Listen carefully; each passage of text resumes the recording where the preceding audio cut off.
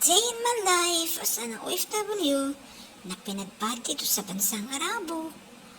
For today's video guys, ay ako yung maglilinis dito guys. Ayan. Ang sarap sabihin OFW, no? Ang sarap sabihin ang OFW nasa ibang bansa tayo. Maraming pera. Yan ang iniisip ng ibang tao para sa atin. Mapera tayo. Pero hindi nila alam.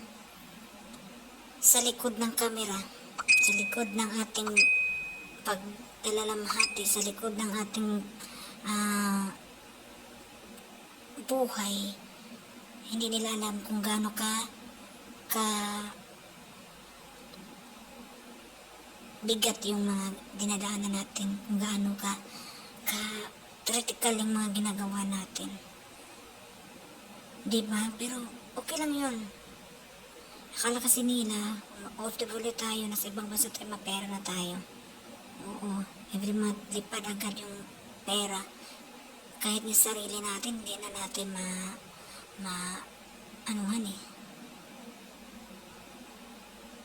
basta lang mapadala sa pamilya, no?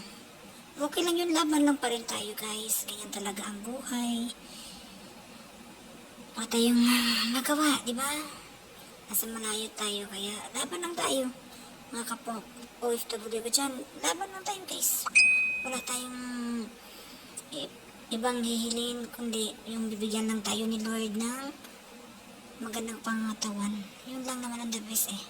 Sana sa bawat araw na hamon sa buhay natin ay magpatuloy pa rin matatag tayo para sa pamilya. Kung ano man yung mga pagsubok natin sa buhay ngayon,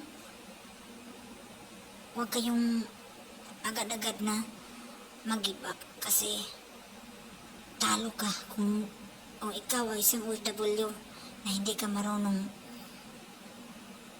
tumingin sa sarili mo. Talo ka. Kailangan maging strong tayo kasi nandito tayo sa ibang bansa. Kung ano man yung mga pagsubok na dumating sa buhay natin, labanan natin yun. Hindi yung iisipin natin na magpakamatay, di ba?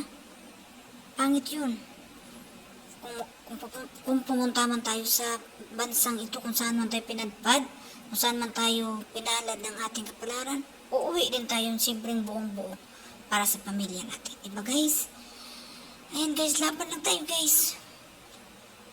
Ganyan talaga ang buhay kasi kailangan nating kumita para sa ating mga anak.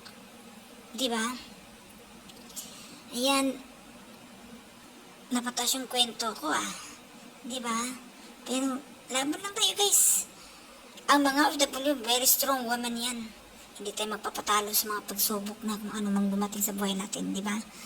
Kaya be smile always. Maging healthy lang tayo. Walang problema yung nakakain lang tayo.